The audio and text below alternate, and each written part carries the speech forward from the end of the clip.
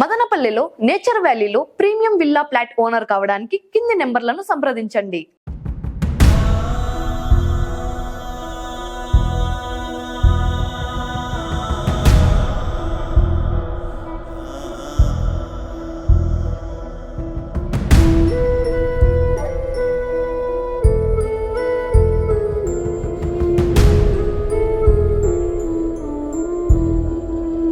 Welcome to Suman TV. నేను మీ గౌస్. ప్రస్తుతం అన్నమయ్య జిల్లా రాయచూటిలో ఉన్నటువంటి కలెక్టరేట్ దగ్గర అయితే ఉన్నాము. ఈరోజు ఇక్కడ జేఏసీ వికలాంగుల జేఏసీ ఆధ్వర్యంలో ఇక్కడ ధర్నా చేపట్టడం అయితే జరిగింది.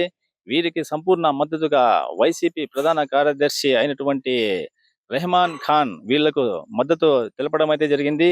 వీరికి పింఛన్ రాకపోవడం అనేది చాలా బాధాకరం అని ఆయన ఆవేదన వ్యక్తం అయితే చేశారు.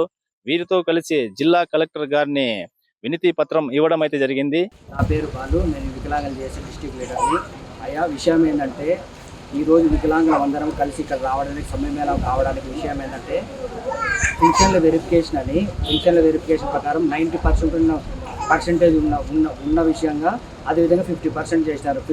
50% చేసిన గతంలో ఇచ్చిన డాక్టర్లు అయితే ఉన్నారు కదా, వాళ్ళైతే డాక్టర్లు కాదా, ఇప్పుడైతే ఇచ్చినారు కదా.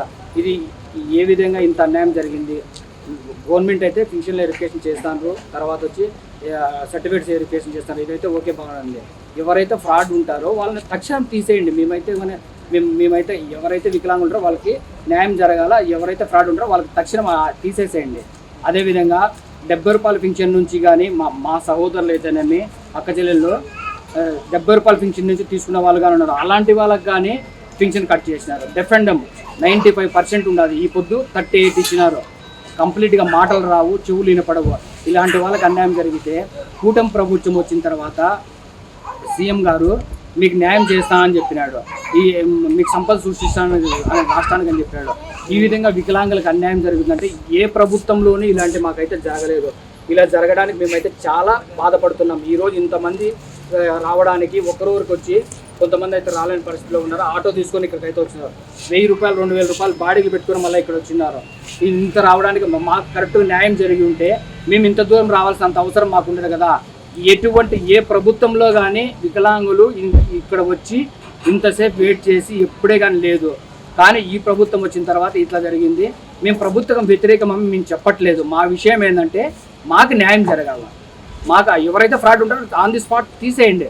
నిజమైన వికలాంగులకు న్యాయం జరగాలి. అదేవిధంగా మీ గవర్నమెంట్ స్టాఫ్ ఉంటారు కదా, వాళ్ళలో కానీ హ్యాండిక్యాప్స్ ఉన్నారో వాళ్ళ దాంట్లో అయితేనేమో వాళ్ళకి పర్సెంటేజ్ తక్కువ కాల. ఎందుకు తక్కువ కాల? వాళ్ళకి వెరిఫికేషన్ జరిగింది కదా. మీ స్టాఫ్ అయితే ఒక విధంగా, అదేవిధంగా వికలాంగులు నార్మల్ వాళ్ళైతే ఒక విధంగానా. ఇది ఎలా ఉంటుంది? మీరు సర్టిఫికేట్స్ ప్రకారం తీసుకోండి, 4వ పాయింట్ తీసుకుంటే ప్రకారము పర్మనెంట్ అని ఉంటుంది సర్టిఫికేట్ పైన. అలాంటిది దానిపైన మళ్ళీ ఈ విధంగా చేసినారు. అదేవిధంగా వెన్నుపూస బాధ్యులు అయితే నేనైతే స్పైనల్ కార్డ్ ఇంజురీ, అదేవిధంగా నేనైతే వెన్నుపూస బాధ్యతని విత్ వీల్ చైర్ విత్ బెడ్కే పడతాం, గోల్డ్ అండ్ బ్లాక్ నాట్ కంట్రోలేషన్. ఈ విషయాన్ని అయితే పింఛన్ మా ప్రభుత్వం వస్తానే పింఛన్లు శాంక్షన్ చేసినామని చెప్పినారు. నేను పింఛన్కి అప్లై చేసి ఇప్పటికైతే ఈ గవర్నమెంట్ వచ్చిన 2 నెలల తర్వాత పింఛన్ అప్లై చేసిన. నాకు ఇంతవరకు పింఛన్ అయితే శాంక్షన్ కాల. ఎందుకు శాంక్షన్ కాల? గవర్నమెంట్ ఏం చేస్తుంది ఎందుకు తెలియదు? పింఛన్ల విషయం, వెన్నుపూస బాధ్యతల పైన సపరేట్ నిఘా పెట్టాలి అధికారులు. సీఎం గారు అయితేమే, డిప్యూటీ సీఎం గారు అయితేమే తక్షణం అయితే ఈ పింఛన్ల వెరిఫికేషన్ అయిపోయింది అంతా చేసుకున్న తర్వాత వెన్నుపూసల బాధ్యతల పైన తక్షణం చర్యలు తీసుకొని తక్షణం పింఛన్లు శాంక్షన్ చేయాలని నేను డిమాండ్ చేస్తున్నా.